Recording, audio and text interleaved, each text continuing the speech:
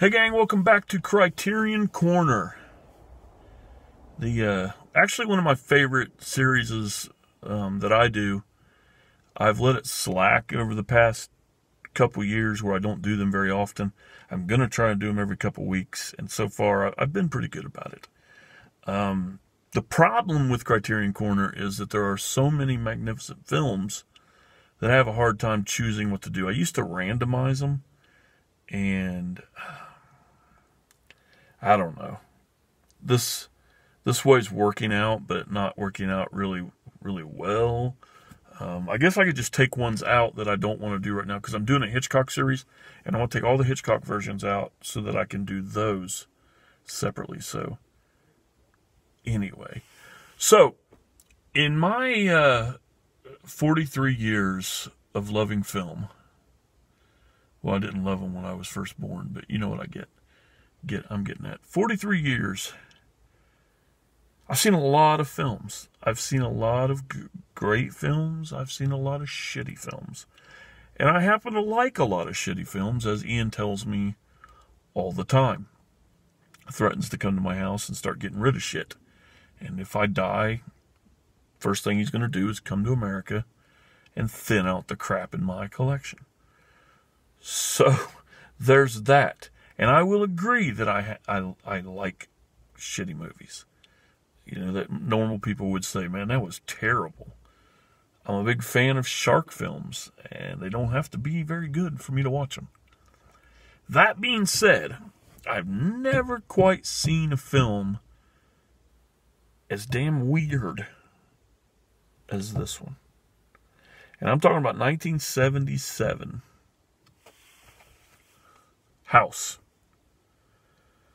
Cult film, very loved film, very highly received film. Does it belong in a Criterion collection? Absolutely. It is weird as hell. Now, when I say weird, my ultimate version of weird is Eraserhead. It's not quite there. Okay? This one,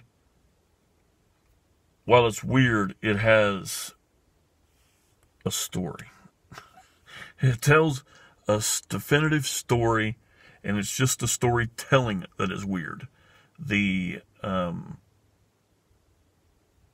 effects and the cinematography and things like that are weird. Some of the dialogue is really weird. It is it Japanese? Yeah. The Japanese with American subtitles, that doesn't faze me, whatever. It's just some of the,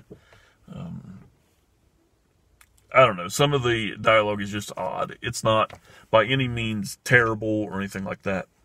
If you've ever seen this film, you know exactly what I'm talking about. 1977, I forgot this part. I'm blind.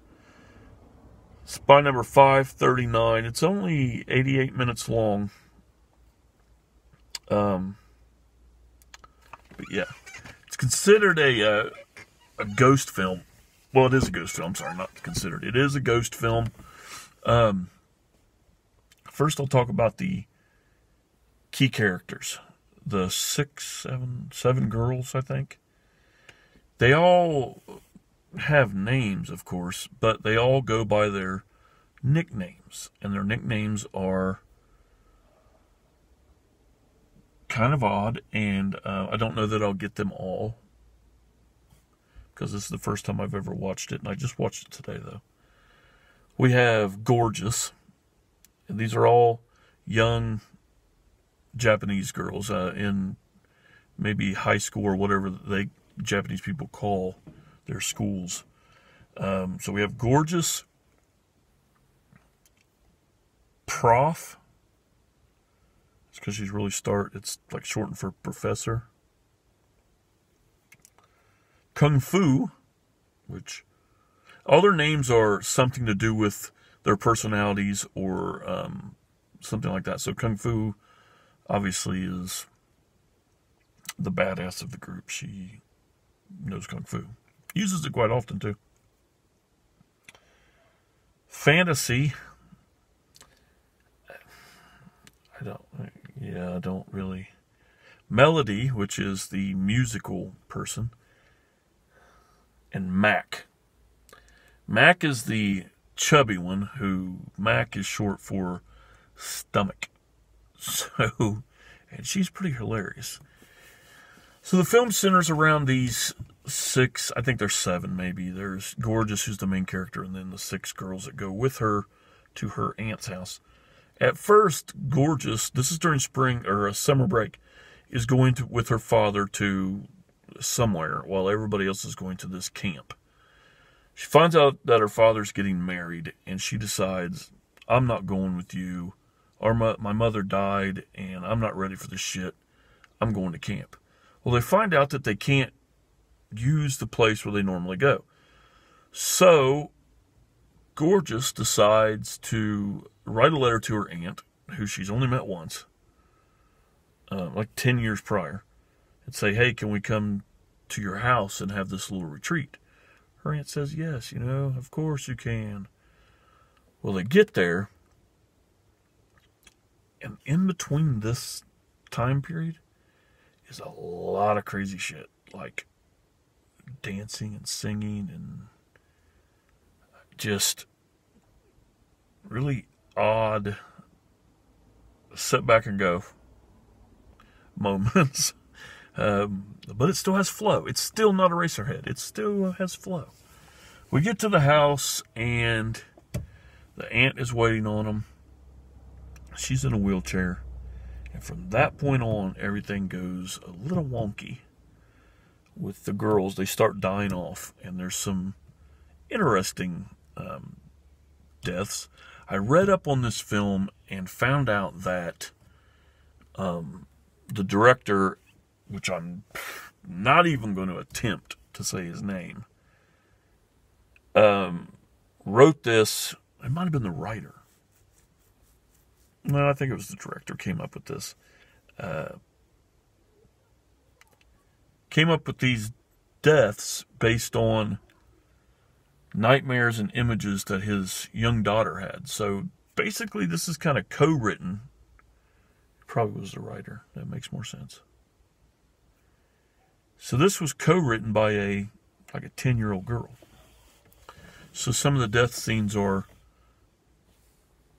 a little goofy, but they are,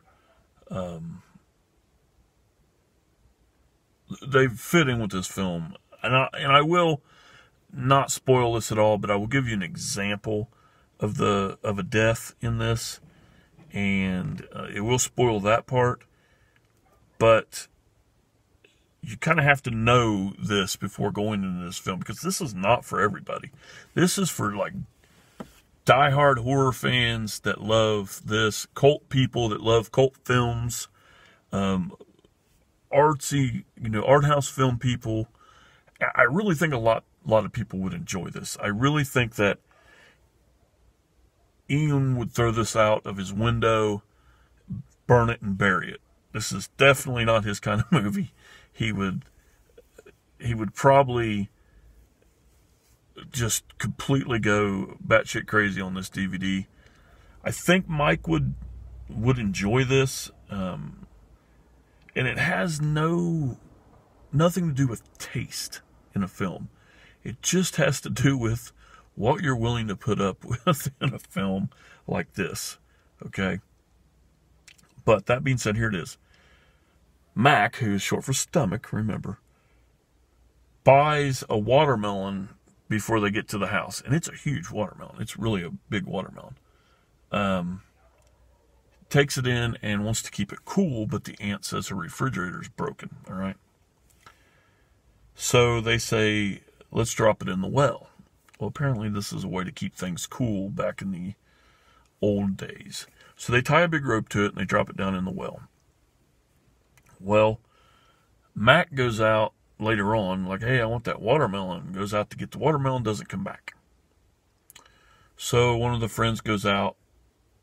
There's no Mac anywhere. So pulls up the watermelon herself, and lo and behold, it's Mac's head. Okay? And it starts talking to her, and she turns around on the run, and the head comes up and bites her in the ass. And, you know, you kind of have one of those laugh out loud moments that this is happening. So, the girl runs back in. She's hysterical. They go out, pull up the watermelon. It's the watermelon again, of course. We know this is going to happen. Excuse me. Ugh. So they slice the watermelon. Everybody's eating the watermelon. And the ant is chewing the watermelon. And looks at one of the girls and, like, opens her mouth. And there's an eyeball in her mouth. Like, just looking around. And then, you know, does it a couple of other times. But this is, you know, showing us that this is this is Mac's head here. We're eating Mac's head. One other part that I want to talk about that shows you how kind of crazy this is there's two girls in the kitchen with the ant. The ant gets up and is now walking around. And the two girls are, you know, talking to her. And she says something. But anyway, the ant opens the refrigerator door and climbs into the refrigerator and closes the door. One girl's like, what the hell just happened? Open it up and it's just a regular refrigerator. Well, the ant is now up in the rafters doing a crazy dance. So, I'm not going to ruin the film. It does tell you why everything in this house is so weird. It really does. But you need to find that out on your own. To me, I think it is a decent film. Now, I would not put this at the top of my Criterion collection for any reason in the world. But it is a very, very, very good addition to my Asian horror. Because I love Asian horror. It's just magnificent. Especially, I love Asian horror, the ghost parts of it. Asian horror goes, it just goes. I mean, there's a lot. But the ghost story part, I absolutely love that. And I would definitely say that I'm glad to have this in my collection. Now, had I seen it on TV or on regular DVD, would I have bought it as a Criterion? Probably not. Probably not. I do say it deserves to be in the Criterion. It is in there. And I have seen some, and we'll get to them eventually on reviews. I have seen some that I think, why the fuck is that a Criterion? Why is that even anywhere near Criterion? One right off the bat is Rumblefish. I hate that movie. I didn't remember seeing it. I got it on one of the sales. You know, put it in, watched it, and I absolutely hate that film. It's just like, the whole time, like,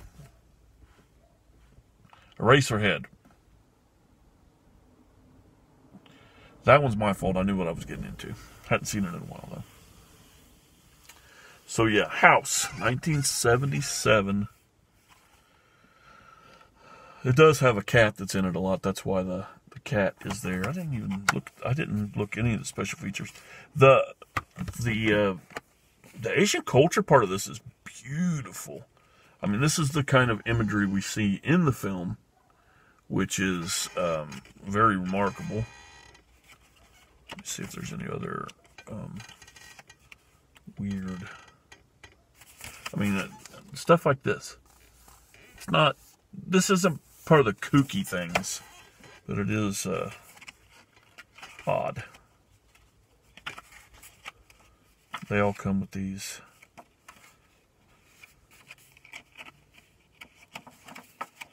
books. Yeah. Might or might not be in it. But anyway, good film. Not for everybody.